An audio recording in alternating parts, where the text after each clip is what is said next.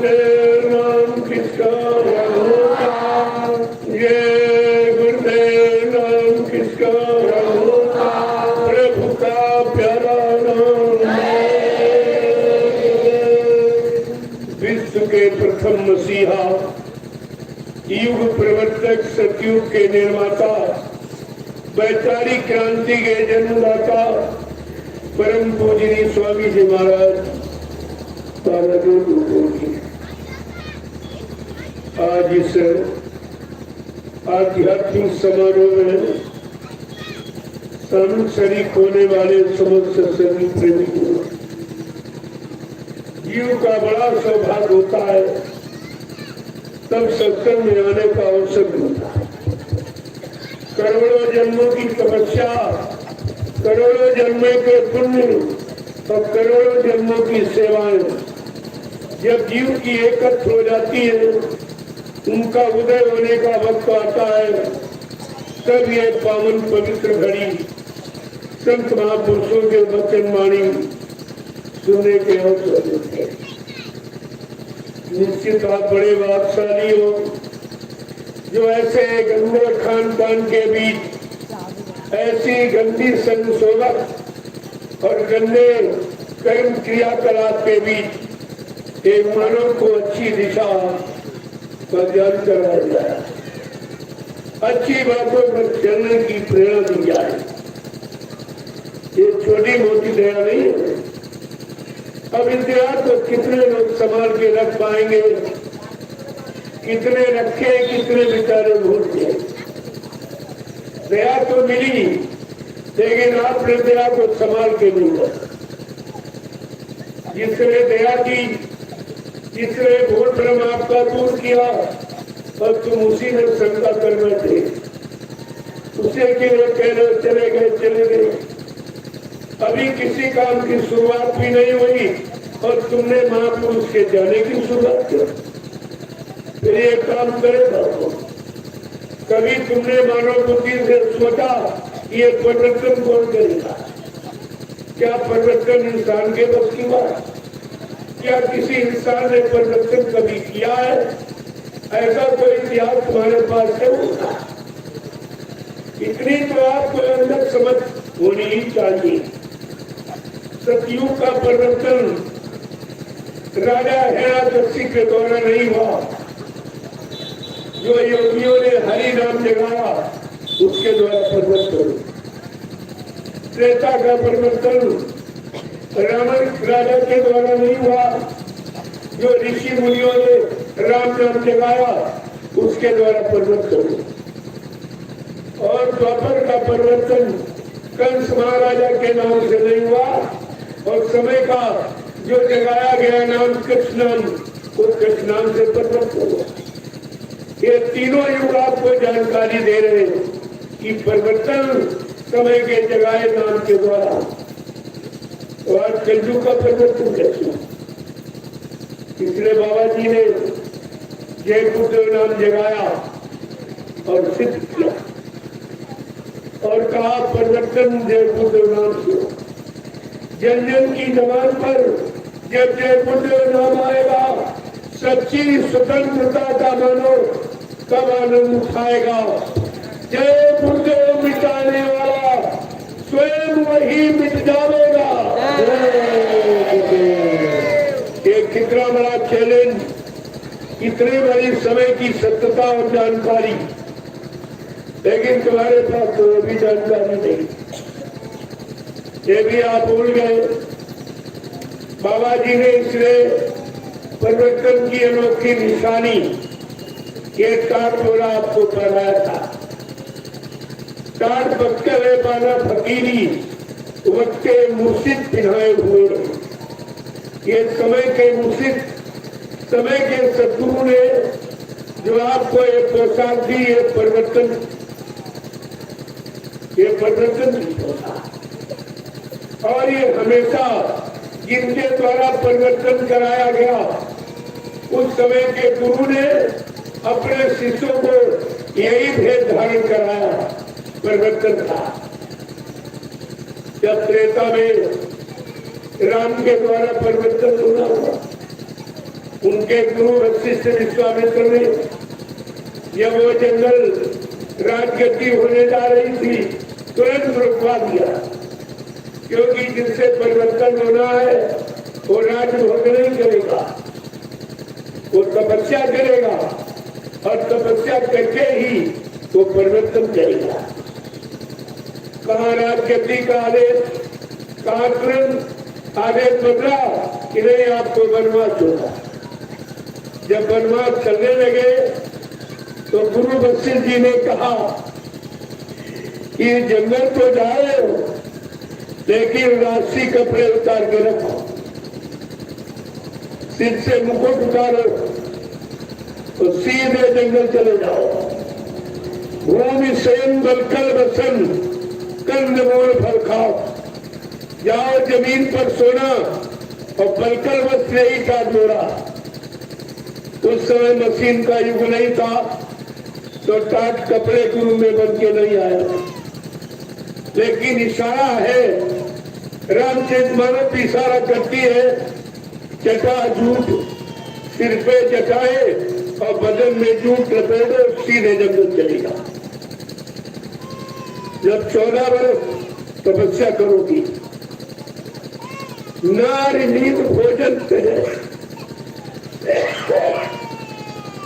नारी नींद भोजन करे तजे खलक की आस, उससे परिवर्तन होगा, उससे रावण जैसा अत्याचारी अनाचारी का वध होगा।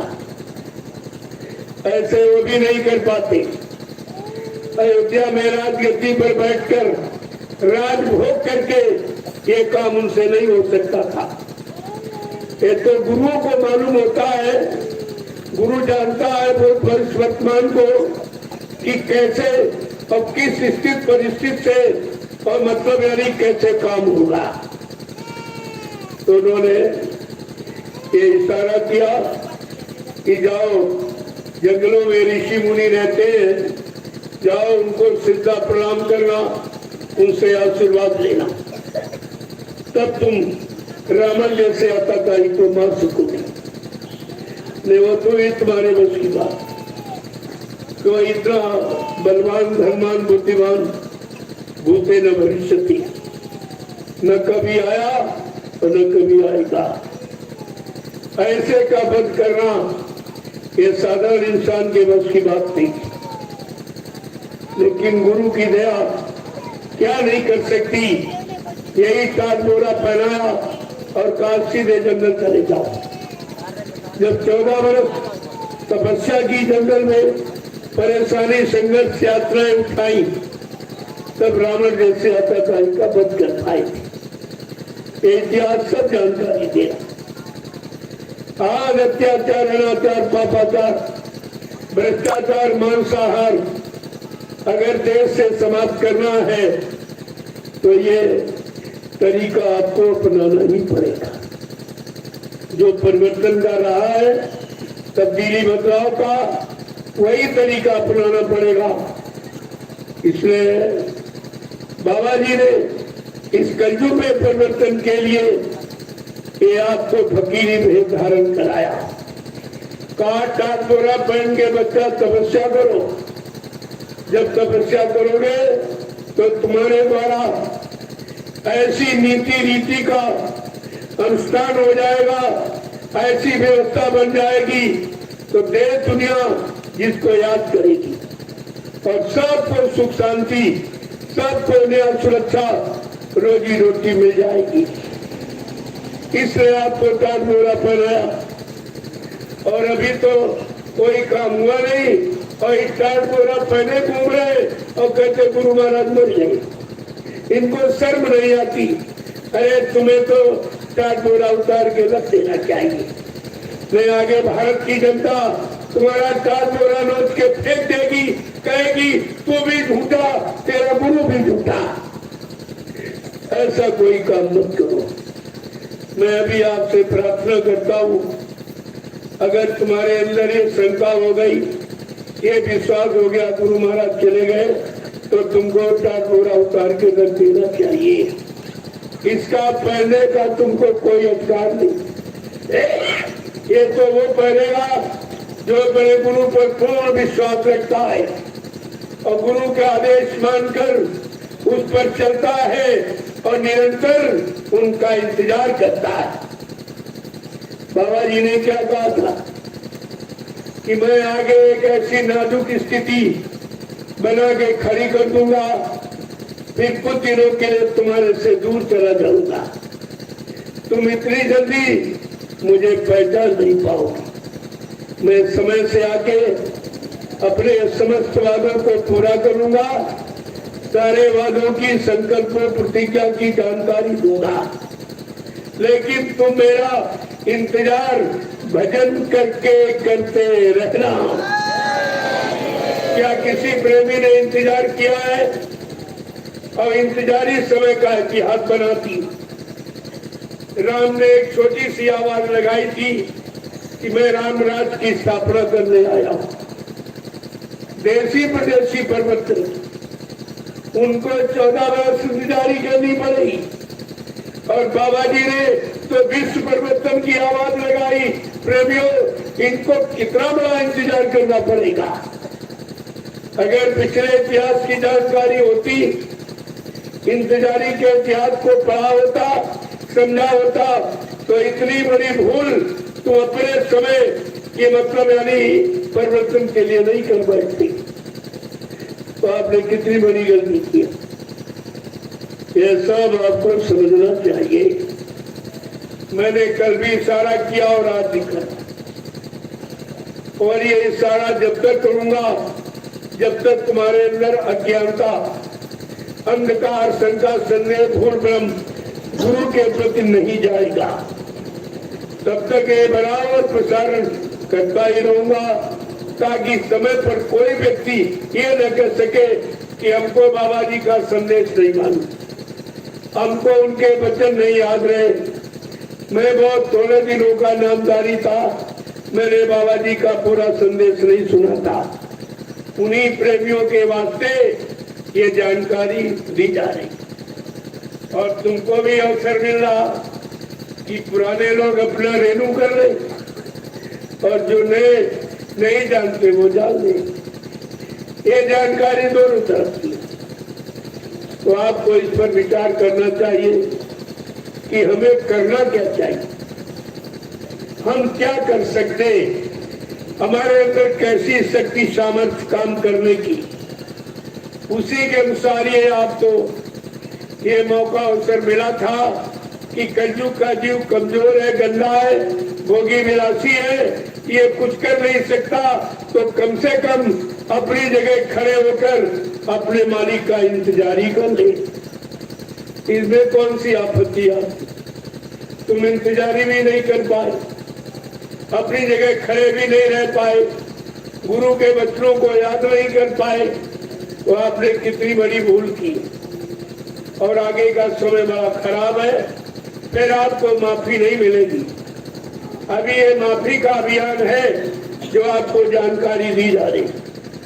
अगर अभी आपने जानकारी न ली तो आगे फिर किसी तरह की माफी आपको नहीं मिलेगी, फिर माफी नहीं मिलेगी आपको।